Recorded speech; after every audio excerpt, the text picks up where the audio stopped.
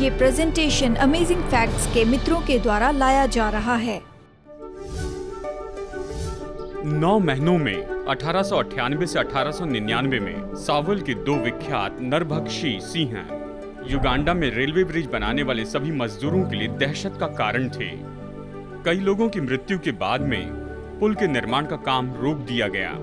मजदूरों ने कहा, जब तक कि हमें सुरक्षा प्रदान न की जाए हम काम करने से इनकार करते हैं। आखिरकार इस दहशत का अंत कर दिया गया जब लेफ्टिनेंट कर्नल J.H. पैटरसन ने सफलता पाई कि इन 2 सिंहों को खोजकर उन दोनों सिंहों को मार दे जिन्होंने 135 मनुष्यों को मारा था।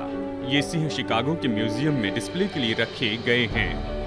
भारत में भी एक ऐसी बहुत ही भयानक शेरनी थी जिसके बारे में बताया जाता है कि 1907 में जिसने 436 लोगों को मार दिया था, आखिरकार इसे मार दिया गया। लेकिन नरभक्षी होने का रिकॉर्ड तो इन जानवरों ने जितने मनुष्यों को मारा है उससे भी ज्यादा बढ़कर है। पहला पत्रस अध्याय 5:8 हमें सलाह देता है कि सचेत रहो, जागते रहो, क्योंकि तुम्हारा विरोधी शैतान गरजने वाले सिंह के समान इस खोज में रहता है कि किसको फाड़ खाए। तो कैसे हम इस नरभक्षी से सुरक्षित रह सकते हैं? तो दोस्तों मेरे साथ जुड़ जाइए जैसे हम इन बातों को गहराई से देखते हैं, पाप करने वाले को अच्छे से समझ सके, यानी शैतान को। और आज हमारे पास ऐसा विषय है जिसे आप बहुत ही दिलचस्प पाएंगे और मेरी आशा है जैसे हम आगे बढ़ रहे हैं आप प्रार्थना करेंगे, क्योंकि हम चर्चा कर रहे हैं, हम यही देखने वाले हैं कि आज इस संसार में ये बुराई क्यों है। हम देख रहे हैं प्रकाशित वाक्य का विलन जिसे शैतान के नाम से जानते हैं। शैतान तो सच में बहुत ही वास्तविक है। मैं विश्वास करता हूं परमेश्वर हमारी सभा में भले स्वर्गदूतों को भेजता है, और मैं ये भी विश्वास करता हूं कि शैतान अपने प्रतिनिधि भेजता है कि हमारे ध्यान को वचन सुनने से भटका दे। ये युद्ध तो छिड़ा हुआ है। पौलुस ये कहता है, हमारा मल्ल युद्ध तो लहू और मांस से नहीं परंतु प्रधानताएं और अधिकार से है, दुष्ट की आत्मिक सेना जो ऊपर आकाश में उससे है। यानी एक परमेश्वर है, भले स्वर्गदूत और बुरे भी हैं, और संसार में बुरी ताकतें हैं। अगर आप देखें कि इतिहास में क्या हुआ है तो आपको मानना होगा कि दुष्ट है। देखिए आतंकवादी क्या करते हैं, किसी को पिंजरे में बंद करते हैं, उस पर पेट्रोल डालते हैं और जला देते हैं और उसका जलते हुए वीडियो टेप बनाते हैं। ये तो मानो खुद शैतान आ गया हो। एक कारण है कि लोग परमेश्वर के पास में आते हैं, वो कहते हैं मैं परमेश्वर के बारे में निश्चित नहीं था, लेकिन मैंने जान लिया कि सच में पूरी बुराई है, तो मैंने सोचा निश्चय ही भलाई होगी और परमेश्वर भी होगा, और हम संसार में दुष्टता के सबूतों को देख सकते हैं। जब परमेश्वर ने आदम और हव्वा को बनाया तो उसने उन्हें कौन सा एक काम करने से मना किया, पर भले और बुरे के ज्ञान का जो वृक्ष है उसका फल तू कभी न खाना। आमेन। और खैर यह उत्पत्ति 2:17 से। जानते हो तुम लोग आज़ाद हो, यानी ये तो स्वर्गलोक है, ये तो बहुत ही सुंदर वाटिका है, सब कुछ बहुत सुंदर है, पर एक मनाही है। ऐसे बताया गया कि एक ही जगह जहां पर शैतान वास कर सकता है वह है वो पेड़। तुम उसका चुनाव कर सकते हो या इनकार कर सकते हो, उसमें कोई समस्या नहीं। अगर तुम उसके साथ जुड़ते हो तो ये भयानक होगा, इसलिए मना किया गया फल नहीं खाना। उन्होंने नहीं सुना, उस फल को खाने से मना किया गया था, क्योंकि जिस दिन तू उसका फल खाएगा उसी दिन अवश्य मर जाएगा। अब इसमें प्रभु का कहना यह था कि मरते हुए तुम मर जाएगा। इब्रानियों में यही इसका अर्थ है कि तुम अवश्य ही मर जाओगे। जिस दिन आज्ञाभंग की उस दिन वो आत्मिक रूप में मर गए, और फिर आदम और हव्वा उस पहले मिलेनियम में मर गए। प्रभु के लिए एक दिन 1000 साल के जैसे है, ठीक है। और फिर हम ये कहानी जानते हैं, हव्वा को धोखा देने के लिए शैतान ने किस माध्यम का उपयोग किया और शैतान ने उससे क्या झूठ कहा। देखिए वो एक सांप के माध्यम से वहां पर प्रकट हुआ। अब देखिए सर्प तो निश्चय एक सृष्टि है। ये कहता है कि वो सम्मोहित करने वाला बहुत ही सुंदर प्राणी था। यहोवा परमेश्वर ने जितने बनेले पशु बनाए थे उन सब में सर्प धूर्त था। सर्प ने स्त्री से कहा तुम निश्चय न मरोगे। बाइबल का सबसे पहला सवाल कि उसने वचन के ऊपर सवाल उठाया, क्या परमेश्वर ने ये कहा है? ये सिनिसिज्म है। वचन पर संदेह करना, सारा पाप शैतान से आता है कि वचन पर हम संदेह करते हैं। और उसने कहा तुम निश्चय ही न मरोगे। परमेश्वर ने जो कहा उसका ये अर्थ नहीं है। हमारे मूल माता पिता ने चुनाव किया कि वो वचन पर विश्वास नहीं करेंगे और शैतान पर विश्वास किया, इसलिए यह समस्या है। प्रकाशित वाक्य 12 में देखिए शैतान को कहा गया है वो बड़ा अजगर पुराना सांप जो इब्लीस और शैतान कहलाता है गिरा दिया गया। तो सवाल ये है कि ये शैतान, ये सर्प, ये कौन है? दूसरे शब्दों में शैतान यानी विरोधी होता है। अगर आप डेविल शब्द को ले और इसमें से डी निकाल दे तो क्या रहेगा? एविल मतलब वो तो पूरी तरह से बुरा है। और फिर अंत में पहली भविष्यवाणी, परमेश्वर ने उत्पत्ति 3:15 में कहा, मैं तेरे और स्त्री के बीच में और तेरे वंश और इसके वंश के बीच में बैर उत्पन्न करूंगा। यानी पूरे प्रकाशित वाक्य में और पूरी बाइबल में आप देखते हैं कि ये तो बैर है, ये तो है स्त्री के वंश के बीच मसीह के अनुयायी, और निश्चय ही यीशु ही स्त्री का वंश है, और अजगर यानी शैतान, भलाई और बुराई का युद्ध। आपने परियों की कथा में इस तरह से सुना होगा कि चमकीला वस्त्र पहने कोई आया जिसने उसे अजगर से बचाया, और ये सब कुछ इन सच्चाई पर आधारित है जिसे आप बाइबल में देखते हैं। आप इसे प्रकाशित वाक्य 12:17 में देख सकते हैं, जो हमें बताता है, तब अजगर स्त्री पर क्रोधित हुआ और वो उसकी शेष संतान से लड़ने को गया। देखिए, कहता है यीशु स्त्री का वंश है। यहाँ पर बाइबल के अंत में, यानी ये तो अजगर है, उत्पत्ति में सर्प, स्त्री और स्त्री का वंश है। यहाँ प्रकाशित वाक्य में अजगर है, स्त्री है, और वो स्त्री के वंश को नाश करना चाहता है। दूसरे अध्ययन में इसको हम देखेंगे। वो किससे नफरत करता है? स्त्री के वंश से जो परमेश्वर की आज्ञाओं को मानते हैं और यीशु की गवाही देने पर स्थिर हैं। उनके पास यीशु की गवाही है। शैतान परमेश्वर की आज्ञा मानने वाले लोगों से नफरत करता है। तो फल का एक भाग खाना इतना बड़ा अपराध क्यों हो गया? बस फल का एक भाग खाया, इतने सारी परेशानी उसके कारण क्यों आई? सबसे पहले परमेश्वर ने आज्ञा दी कि नहीं खाना। मैं अमेजिंग फैक्ट करता हूँ, हर हफ्ते रेडियो प्रोग्राम हम देते हैं, और मैंने अमेजिंग फैक्ट किया मैकेनियल ट्री के बारे में, जो फ्लोरिडा में बढ़ते हैं और कैरेबियन में भी। उसे मृत्यु का पेड़ कहते हैं। कोलंबस ने इसे नाम दिया मृत्यु के सेब। ये ऐसे ही है, वो अच्छे दिखते हैं, यहाँ तक कि सुगंध अच्छी है, लेकिन अगर आप इसे खाएं तो आप मर जाएंगे, क्योंकि आपके गले को जलाएगा, गला सूज जाएगा, और इसके कारण सारे गैस की समस्या होती जाएगी, हमेशा की चोट होगी, लिवर और किडनी प्रॉब्लम। अगर बारिश के समय उस पेड़ के नीचे रहे तो उस पेड़ का जो रस है वो आपकी चमड़ी पर गिरेगा और इसे जला देगा। ये जहरीला पेड़ है और हर जगह साइन लगे हैं कि इससे दूर ही रहे, इस पेड़ से। और मैंने किसी टापू के ऊपर इसे एक चर्च के बारे में पढ़ा, किसी कारण से उन्होंने इसे किनारे पर रखा, लेकिन कोई चिन्ह नहीं लगाया। तो मेहमानों ने कहा यह अच्छा लगता है, और उसके बाद में उन्हें भयानक परेशानी और तकलीफें होने लगी, क्योंकि इस पेड़ से फल खाया था। परमेश्वर ने आदम हवा से कहा था इस पेड़ का फल न खाना। फल के कारण नुकसान नहीं हुआ, आज्ञा भंग करने के कारण हुआ। बाइबल रोमियो 6:16 में कहती है, क्या तुम नहीं जानते कि जिसकी आज्ञा मानने के लिए तुम अपने आप को दासों के समान सौंप देते हो, तो जिसकी आज्ञा मानते हो उसी के दास हो, चाहे पाप के जिसका अंत मृत्यु है, चाहे आज्ञाकारिता के जिसका अंत धार्मिकता है। जब आदम और हव्वा ने यह निर्णय लिया कि शैतान जो कि सर्प है उसकी शिक्षा का पालन करें परमेश्वर के बजाय, तो जो अधिकार परमेश्वर ने आदम और हव्वा को दिया था कि इस पृथ्वी पर अधिकार करें, आदम को दिया। आदम हव्वा के पास पृथ्वी पर अधिकार था। जब परमेश्वर के बजाय शैतान की उन्होंने बात मानी तो उन्होंने चाबियां दे दी, और शैतान ने निर्णय लिया कि अपना बलवा जारी रखे, कि इस पृथ्वी को अपना मुख्य बनाएं, कि परमेश्वर के विरुद्ध में लड़ते जाएं। शैतान के कुछ तरीके क्या है जो वो लोगों को धोखा देने, निराश करने और नाश करने के लिए उपयोग करता है। और अब हम यहाँ पर बड़ी सूची को देखेंगे।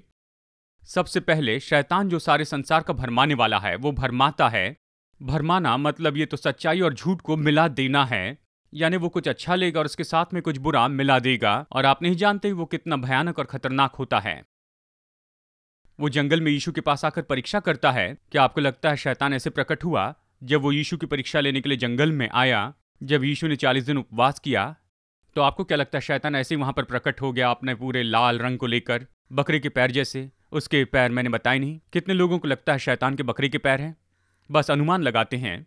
उसके सिर पर सिंह है, चमगादड़ के पंख है, और कहता है मैं तुम्हारे सामने एक प्रस्ताव रखता हूं। ऐसे दिखने वाले व्यक्ति की कभी आप सुनेंगे जो कुछ प्रस्ताव लेकर आता है? वो यीशु के सामने कैसे प्रकट हुआ? हमने ये वचन बताया था, ज्योति के दूत के जैसे प्रकट होता है। वो धोखा देता है। यीशु जंगल में 40 दिन तक था और शैतान ने परीक्षा की। शैतान परीक्षा करता है। अब आप अक्सर कहते यीशु ने मुझे बचाया, कार एक्सीडेंट होने वाला था, यीशु ने मुझे बचा लिया। शायद यीशु ने अपने स्वर्गदूतों के द्वारा यह किया होगा। कई बार आप कहते हैं कि शैतान ने परीक्षा की। क्या आपको याद है कॉमेडियन क्लिफ विल्सन? वो तो बहुत ही विख्यात हो गए थे। कहा था शैतान ने मुझसे ये करवाया है। शैतान क्या आपसे करवा सकता है? दुष्टात्मा से ग्रसित होने की बात नहीं, हमें सहयोग देना है, अपनी इच्छा उसको समर्पित करनी है। अगर शैतान हव्वा को पकड़कर नीचे जमीन पर पटक देता, मना किया गया फल उसके मुंह में ठूसता, तो वो पाप नहीं होता, लेकिन उसे अपनी इच्छा से चुनना था। खास करके जब हम पाप करते हैं तो हम चुनाव करते हैं कि वो करे जो सही नहीं है। वो परीक्षा करता है। क्या शैतान चमत्कार कर सकता है? प्रकाशित वाक्य अध्याय 16 वचन 14। और इस समय हम प्रकाशित वाक्य की भविष्यवाणियों पर जोर दे रहे हैं, और ये वचन कहता है ये चिन्ह दिखाने वाली दुष्ट आत्माएं हैं। तो क्या शैतान परमेश्वर के चमत्कारों की नकल करता है? आपको बाइबल की कहानी याद है जब मूसा फिरौन के सामने आकर कहता है मेरे लोगों को जाने दे, और ये बताए कि प्रभु मेरे साथ है। उसने लाठी नीचे फेंकी और वो सर्प बन गई। तो फिरौन ने अपने जादूगरों को बुलाया, उन्होंने अपनी लाठी फेंकी और वो भी सर्प बन गई। तो क्या यह परमेश्वर की सामर्थ थी या शैतान की? शैतान चिन्ह चमत्कार अद्भुत काम कर सकता है। कोई कहता है मैं उस पास्टर की सुनता हूं क्योंकि वो चमत्कार करते जाते हैं। वो चमत्कार करते हैं, लेकिन अगर वचन का उपयोग नहीं करते हैं तो वो चमत्कार नकली हो सकते हैं।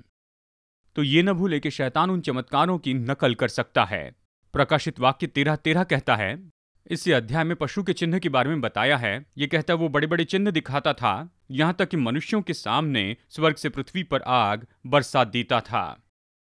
शैतान में सामर्थ है, और इसीलिए यीशु के पीछे चलने का हमारा जो निर्णय है वो केवल चिन्ह और चमत्कार इन बातों पर आधारित न हो, लेकिन ये आधारित हो कि प्रभु ने ये कहा है। आमेन। क्योंकि शैतान आप भी ज्योतिर्मय स्वर्गदूत का रूप धारण करता है, और मैं सोचता हूं कि सच में बड़ा मास्टरपीस है। यानी परमेश्वर जगत में आया, मनुष्य रूप में आया यीशु द्वारा, कि हमें सच्चाई सिखाए। और समय के अंत के पहले मैं सोचता हूं कि शैतान किसी व्यक्ति को इतना ग्रसित कर देगा या मसीह जैसे रूप लेगा, और वह हर तरह से कोशिश करेगा कि अपना सबसे उत्तम काम करते जाए, कि मसीह होने का दिखावा करे। यीशु ने कहा झूठे भविष्यवक्ता झूठे मसीही होंगे। इतिहास में ऐसे लोग रहे हैं, लेकिन मैं आपको बताऊं अंतिम दिनों में वो इसे सबसे ज्यादा करते चले जाएगा। अंतिम दिनों में वो दावा करेगा कि वही तो मसीहा है, और वो यही तो चाहता था कि वो यीशु हो जाए। वो संसार में ऐसे दिखावा करेगा, चिन्ह चमत्कार करेगा, और वो बाइबल से कोट करेगा, और अगर संभव हो तो चुने हुओं को भी भरमा देगा। लेकिन कौन सी बात है जो चुने हुओं को भरमाने से रोक सकेगी? वो इस मतभेद को देखेंगे कि मसीह यीशु ने अपने वचन में क्या कहा है और यहाँ ये झूठा मसीहा क्या कहता है। और इसलिए हमें अपनी बाइबल को जानना जरूरी है। आमीन। कहीं मत जाइए दोस्तों, बस कुछ ही पल में हम लौट आएंगे आज के बाकी प्रेजेंटेशन के साथ। क्या आपने कभी सोचा है, यदि परमेश्वर प्रेम है और परमेश्वर भले हैं, तो उसने शैतान को क्यों बनाया? और इससे भी बढ़कर परमेश्वर ये क्यों चाहेंगे कि शैतान नरक का सुपरवाइजर हो, जो पापियों को उनके हिसाब से दंड देगा? संसार में लाखों लोग इस पर विश्वास करते हैं, लेकिन अगर मैं आपको बताऊं कि आप बाइबल में इस तरह की शिक्षा कहीं नहीं पाते हैं, क्या आपके मन में इससे प्रभु की तस्वीर बदलती है? और इसलिए मैं आपको सुंदर विवरण के साथ बताने वाली ये स्टडी गाइड भेजना चाहता हूँ। नाम है क्या शैतान नरक का प्रभारी है? ये सामर्थी बाइबल का स्रोत शैतान के बारे में बड़ी सवालों का जवाब देगा। ये बताएगा कि वचन क्या कहता है, कि वो कहाँ से आया और क्यों प्रभु उसके अस्तित्व को खत्म नहीं करते हैं। अपनी फ्री कॉपी मंगवाने के लिए स्क्रीन के नंबर पर फोन कीजिए और ऑफर नंबर 211 मंगवाइए, या वेब एड्रेस पर जाइए और इस अद्भुत स्रोत को पढ़ने के बाद इसे जरूर अपने दोस्तों को दीजिए। तो चलिए आज के बाकी प्रेजेंटेशन की ओर आगे बढ़ते हैं और परमेश्वर के वचनों से अद्भुत तथ्य सीखते हैं। यीशु ने मत्ती 7 में चेतावनी दी है, शैतान से सावधान रहो। वो कहता है क्योंकि वो झूठे भविष्यवक्ताओं के समान भेड़ों के भेष में तुम्हारे पास आते हैं, परंतु अंदर से वे फाड़ने वाले भेड़िए हैं। और हम सब लोग जानते हैं इन दिनों में ऐसे पास्टर्स और प्रचारक हैं जो कि वो अच्छा दिखावा करते हैं, लेकिन भीतर में ये सब उनके बारे में ही होता है। ये केवल पैसा जमा करना या फिर शोहरत पाने के बारे में है। लेकिन मसीह के सेवक वचन के द्वारा मसीहा को ऊंचा उठाएंगे। प्रकाशित वाक्य 12:10। और शैतान क्या करता है? उसे भाइयों पर दोष लगाने वाला कहा गया है।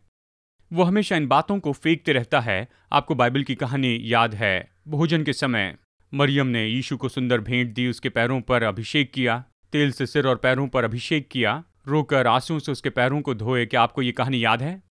यहूदा ने उसकी उदारता को देखा और उसका लालच साबित हुआ। वो तो चोर था और उसने कहा देखो पैसा कितना बर्बाद किया गया है, ये सब बेचकर कंगालों को दे सकते थे। उसने उस पर दोष लगाया। ये शैतान की आत्मा है। आपको याद है शैतान अय्यूब की किताब में वो प्रभु के सामने आता है, कहता है अय्यूब तेरी सेवा इसलिए करता है क्योंकि तूने उसके आसपास बाड़ा रखा। आप जकरिया में पढ़ सकते हैं कि कैसे शैतान वहां पर यहोशू महायाजक पर उंगली उठाता है और उसके वस्त्र के ऊपर दोष लगाता है। शैतान हमेशा प्रभु के लोगों पर दोष लगाता है। यीशु मूसा को पुनरुत्थित करने आता है, शैतान कहता है तू ऐसा नहीं कर सकता है, और मिकाएल ने कहा प्रभु तुझे डांटे। देखिए, शैतान हमेशा इस तरह पकड़ना चाहता है, प्रभु के सामने वो दोष लगाता है, भाइयों पर दोष लगाने वाला। शायद आप ऐसे लोगों को जानते होंगे, हमेशा पीठ पीछे बोलते हैं, दूसरों को नीचे गिराते हैं, ये प्रभु का आत्मा नहीं है। हम उसके बारे में कुछ और सीखते हैं। यीशु ने कहा वो तो हत्यारा है। शुरू से ही शैतान की परीक्षा और शैतान की युक्तियां कितनी सामर्थी होती है, ये हमारा अगला सवाल है। क्योंकि झूठे मसीह और झूठे भविष्यवक्ता उठ खड़े होंगे और बड़े चिन्ह और अद्भुत काम दिखाएंगे कि बहुतों को भरमा दे। और हमने शैतान के चिन्ह और चमत्कार के बारे में पढ़ा है प्रकाशित वाक्य में। मत्ती 24 में आगे कहता है, यदि संभव हो सके तो चुने हुओं को भी भरमा दे। सचेत रहो और जागते रहो। पहला पत्रस 5:8 में वो कहता है, क्योंकि तुम्हारा विरोधी शैतान गरजने वाले सिंह के समान इस खोज में रहता है कि किसको फाड़ खाए। 1 साल पहले कैरन और मैं दक्षिण अफ्रीका में थे, पास्टर रॉस और उनकी पत्नी के साथ में। हम वहां पर एक पार्क में गए और देखा कि संसार के सबसे ज्यादा सफेद सिंह वहां पर हैं। वो बहुत सुंदर दिखाई देते हैं, और खास करके जब वो खाना खाते हैं तो उस समय हमें सावधान रहना है, वो अच्छे से बांटते नहीं हैं। सिंह जानते हैं शिकार करते समय धोखे का उपयोग करते हैं, यानी एक सिंह ऐसे वहां पर जेब्रा के पीछे चले जाता है, सामने वाला सिंह गरजता है तो वो सीधा सिंह के मुंह में चले जाते हैं। शैतान भरमाने का उपयोग करता है, वो हमेशा चालाकी करता है, हमेशा किसी को फाड़ खाना चाहता है। कहता है सचेत रहो और जागते रहो और विश्वास में उसका सामना करे, क्योंकि वो खोजता है कि वो किसे फाड़ खाए। अब परीक्षा के 3 मुख्य क्षेत्र होते हैं। बाइबल हमें बताती है शरीर की अभिलाषा, आंखों की अभिलाषा और जीविका का घमंड, ये वही 3 क्षेत्र हैं जहां पर यीशु की परीक्षा हुई थी। वो मसीह के पास आकर कहता है, यदि तू परमेश्वर का पुत्र है तो कह दे कि ये पत्थर रोटियां बन जाए। ये शारीरिक परीक्षा है। शायद आप ये सोचे कि यीशु की मेरे जैसे कभी परीक्षा नहीं हुई, सिगरेट के बारे में उसकी परीक्षा नहीं हुई, या शायद आप कह रहे होंगे ड्रग्स लेने के बारे में उसकी परीक्षा नहीं हुई। चाहे कोई भी बात हो, भोजन हो या कोई भी परीक्षा हो, बाइबल कहती है शरीर की अभिलाषा होती है, शारीरिक लत हो, चाहे जो भी हो, यीशु ने उस पर विजय पाई है, तो आप मसीह के द्वारा विजय पा सकते हैं। ये एक क्षेत्र था। यीशु ने वचन से उत्तर दिया, लिखा है मनुष्य केवल रोटी ही से जीवित नहीं रहेगा, परंतु हर एक वचन से जो परमेश्वर के मुख से निकलता है जीवित रहेगा। यानी परमेश्वर के वचन में इन परीक्षाओं के उपचार हमें दिखते हैं। परमेश्वर के वचन में सामर्थ्य है। पूरा संसार वचन से ही अस्तित्व में आया है। तो जब हम प्रभु के वचन की प्रतिज्ञा की घोषणा करते हैं तो वो हमें विजय देता है। फिर शैतान उसे पवित्र नगर में ले गया और मंदिर के कंगूरे पर खड़ा किया और उससे कहा, यदि तू परमेश्वर का पुत्र है तो अपने आप को नीचे गिरा दे, क्योंकि लिखा है। अब शैतान बाइबल से कोट करता है, मतलब शैतान बाइबल पढ़ता है। मुझे लगा शैतान बाइबल से डरता है। सोचते हैं बाइबल शैतान को डरा देगी। पास्टर डग, शैतान मुझे परेशान नहीं करेगा। मैंने नाइट स्टैंड के बाजू में बाइबल रखी, कभी पढ़ता नहीं, लेकिन वहां है।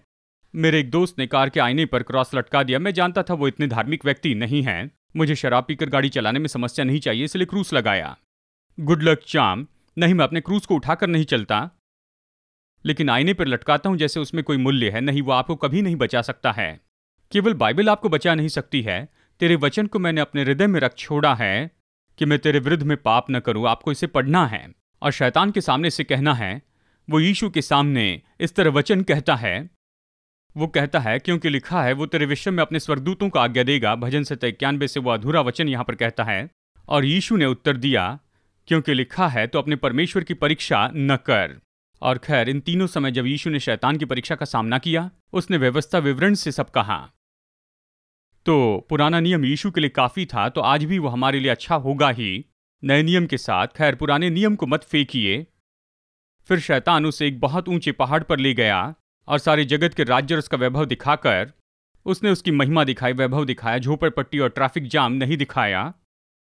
और कहा, यदि तू गिरकर मुझे प्रणाम करे तो मैं सब कुछ तुझे दे दूंगा। अब शैतान असली रंग दिखा रहा है। उसे क्या चाहिए था? वो आराधना चाहता था कि यीशु उसकी आराधना करे और वो परमेश्वर हो जाए। तुम्हें मरने की जरूरत नहीं, तुम मरने को आए हो, लेकिन मरना नहीं है। बस मुझे दंडवत कर और मैं तुझे दे दूंगा। तब यीशु ने कहा, हे शैतान, दूर हो जा, क्योंकि लिखा है तू प्रभु अपने परमेश्वर को प्रणाम कर और केवल उसी की उपासना कर। तेरे सामने कोई और ईश्वर न हो। और शैतान कुछ समय के लिए चला गया। बाइबल कहती शैतान का सामना करो और तुमसे भागेगा। और फिर इफिसियों 6:11 में पढ़िए, परमेश्वर के सारे हथियार बांध लो कि तुम शैतान की युक्तियों के सामने खड़े रह सको। परमेश्वर जानता था हमें युद्ध में से जाना है, हमारे पास में हथियार होने चाहिए, हमें तैयार होना है कि प्रतिदिन खुद का इनकार करें और यीशु के लिए हाँ कहें। जितना यीशु से प्रेम करेंगे उतना ही उसकी आज्ञा मानना आसान होगा कि शैतान का सामना करें, क्योंकि शैतान हमेशा आपका स्वार्थ चाहता है। और फिर इफिसियों 6:17 में ये कहता है, और आत्मा की तलवार जो परमेश्वर का वचन है ले लो।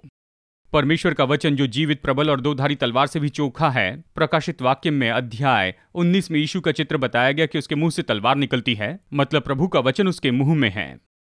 और ये वचन है इब्रानियों अध्याय 4:12 में कि परमेश्वर का वचन जीवित, प्रबल और हर दोधारी तलवार से भी बहुत चोखा है। अगर आप वचन पढ़ेंगे तो ये केवल पाप के लिए कायल नहीं करेगा, लेकिन वचन से ये प्रतिज्ञा देता है, सामर्थ देता है कि परीक्षा का सामना करें। मुझे लगता है D.L. मूडी ने कहा, बाइबल आपको पाप से दूर रखेगी या पाप आपको बाइबल से दूर रखेगा। जब परीक्षा का सामना करते हैं तो शैतान को पसंद नहीं जब लोग अपने घुटनों पर और वचन पर होते हैं। आमेन। इसलिए परमेश्वर के अधीन हो जाओ। याकूब अध्याय 4 से बहुत ही महान प्रतिज्ञा दी है। परमेश्वर के अधीन हो जाओ और शैतान का सामना करो। प्रभु के अधीन हुए बिना आप उसका सामना नहीं कर सकते। परमेश्वर के अधीन हो, शैतान का सामना करो, वो तुम्हारे पास से भाग निकलेगा। परमेश्वर के निकट आओ तो वो भी तुम्हारे निकट आएगा। आमेन। कौन पूरे संसार में से पाप को निश्चित रूप में निकाल सकता है? पहला यूहन्ना 3:8, परमेश्वर का पुत्र इसीलिए प्रकट हुआ कि शैतान के कामों को नाश करे। शैतान ने जो भी किया था यीशु उसे पूरी तरह से मिटाने के लिए आया। उसने शुरू किया क्रूस पर और महान्याय में उसके आगमन पर इसे पूरा करेगा। और परमेश्वर आपके जीवन में आपको पूरी तरह से नया बना सकता है। मैंने ऐसे व्यक्ति को नहीं देखा जिसने ऐसा पाप किया जिससे यीशु निपट नहीं सका। मैं जानता हूं ऐसे लोग जो कि विजयी हुए हैं शराब और सिगरेट और ड्रग्स पर, बुरे व्यवहार और हर तरह की समस्याओं पर, क्योंकि उन्हें नया दिल मिला और वो नई सृष्टि हो गए। प्रभु ने उनके लिए जो किया वो आपके लिए भी करेगा। विश्वास न छोड़ें कि परमेश्वर बहुत सामर्थी है। और फिर आगे इब्रानियों अध्याय 2:14 में कहता है, इसलिए जबकि लड़के मांस और लहू के भागी हैं तो वो आप यानी यीशु भी उनके समान उनका सहभागी हो गया, ताकि मृत्यु के द्वारा जिसे मृत्यु पर शक्ति मिली थी अर्थात शैतान को निकम्मा कर दे। यीशु की मृत्यु के द्वारा वो शैतान के सारे कामों को और उसकी सारी युक्तियों को बेअसर करता है। तो वो कौन सी बात है जो पाप की भयानक समस्या को हर समय के लिए हल करती है कि पाप फिर से उठकर खड़े न हो जाए? नहीं, इससे मिटाने वाला तो केवल प्रभु यीशु का बलिदान है। आप नहूम की किताब में पढ़ सकते हैं, बाइबल की छोटी किताब, लेकिन इसमें महान प्रतिज्ञा है। अध्याय 1:9, विपत्ति पाप दूसरी बार पड़ने न पाएगी। जब यीशु मुर्दों में से जी उठा, क्या उसके हाथों में कीलों के वो छेद थे जैसे जकरिया का ये वचन है? तब उससे ये पूछा जाएगा, तेरे हाथों में ये घाव कैसे हुए? पुराने नियम के लोग वहां पर मानो आकर कहेंगे, क्या हो गया प्रभु, हम नहीं समझ पा रहे हैं। जब यीशु जी उठा तो ये जख्म थे, और जब हम पूरे अनंत काल में उसके हाथों के जख्मों को देखेंगे तो जानेंगे कितना दाम चुकाया कि हमें क्षमा मिल जाए। और पूरा संसार फिर से पाप और इन सारी बातों को दोहराना नहीं चाहेगा। हमेशा के लिए उपाय हो जाएगा और आपको इसकी चिंता नहीं करनी होगी। यहेजकेल अध्याय 18:30 में बहुत ही अद्भुत रीति से बताया गया है, पश्चाताप करो और अपने सब अपराधों को छोड़ो, तभी तुम्हारा अधर्म तुम्हारे ठोकर खाने का कारण न होगा। अपने सब अपराधों को जो तुमने किए हैं दूर करो और अपना मन और अपनी आत्मा बदल डालो। हे इस्राएल के घराने, तुम क्यों मरो? इस तरह से वो कहता है। मूसा कहता, मैंने तुम्हारे सामने रखा जीवन और मृत्यु, आशीष और श्राप। जी, जीवन और मृत्यु, आशीष और श्राप, तुम चुनो, तुम जीवन को चुन लो। शैतान संसार में आया, उसने मृत्यु, पाप और दुखों को लाया। किसी की मृत्यु से उसे खुशी नहीं मिलती है।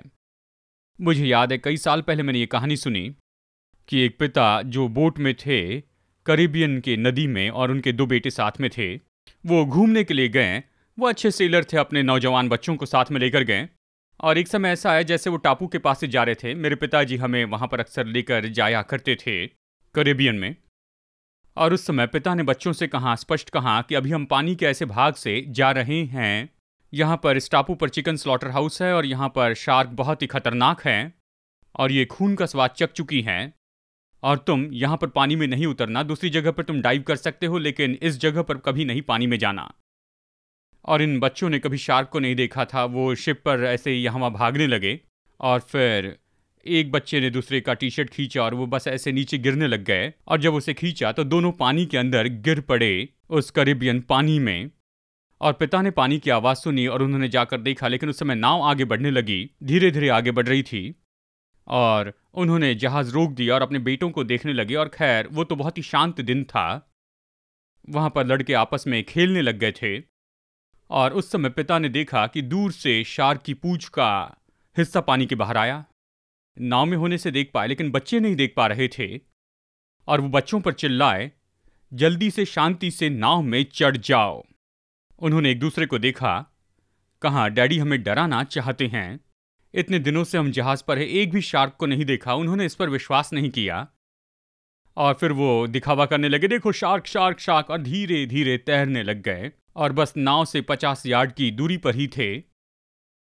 और पिता ने देखा कि शार्क जमा होने लग गई। ऊपर से नाव से देखा कि शार्क पानी के नीचे जमा होने लग गई, और उनका घेरा छोटा होने लगा। शार्क ऐसे काम करती है, घेरा छोटा करती है, वो घेरा छोटा करती है और फिर एक हिम्मत करके आकर शिकार को काटती है, और एक बार खून का स्वाद चखने पर रुकती नहीं है। वो जान सकती है खून की एक बूंद को 38,000 या मिलियन गैलन पानी में भी। लेकिन पिता ने देखा घेरा छोटा हो रहा है, और उसने जाना कि यहां पर बहुत सी शार्क है जो वहां पर एक साथ जमा हुई, और वो उसके बेटों को निगल जाएगी। और फिर आखिर में अपने बच्चों को बचाने के लिए उन्होंने, यानी पिता डेक के नीचे गए, उन्होंने वहां पर एक छुरा उठाया और ऊपरी भाग में चढ़े अपनी कलाई काटी और पानी में कूद पड़े और दूसरी दिशा की ओर तैरते हुए चले गए। और अचानक बच्चों ने देखा कि पानी का रंग खून में बदलते जा रहा है दूसरी दिशा की ओर। और सवाल तो यही था, अगर उन बच्चों ने पानी में ही रहने का निर्णय ले लिया है तो फिर पिता उनके लिए और क्या कर सकता है। परमेश्वर ने अपना पुत्र दे दिया और उसने हमें शैतान से बचाने के लिए अपना लहू बहाया। अगर हम चुनाव करते कि संसार और पाप में रहे, तो आपको बचाने के लिए आप और क्या अपेक्षा कर सकते हैं कि वो अपनी जान दे दे। क्या पर्याप्त अमेजिंग फैक्ट्स बाइबल अध्ययन नहीं मिल सका? अधिक सच्चाई से भरे कार्यक्रमों का आनंद लेने के लिए आपको अगले सप्ताह तक प्रतीक्षा करने की आवश्यकता नहीं है। Amazing facts India media library AFTV.in पर जाएं। AFTV.in पर आप सीधे अपने कंप्यूटर या मोबाइल यंत्र से कई भाषाओं में वीडियो प्रस्तुतियों के साथ साथ मुद्रित सामग्री का आनंद दिन के 24 घंटे सप्ताह के 7 दिन ले सकते हैं। AFTV.in पर जाएं।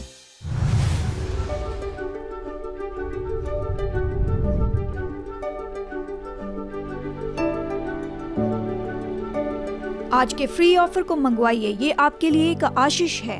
जैसे हम सुसमाचार लोगों तक ले जा रहे हैं, आपकी भेंटों के लिए आपका धन्यवाद। आशा है आप अगले हफ्ते जुड़ जाएंगे। जैसे हम वचन की गहराई को देखते हैं, हम और भी अमेजिंग फैक्ट्स देखेंगे।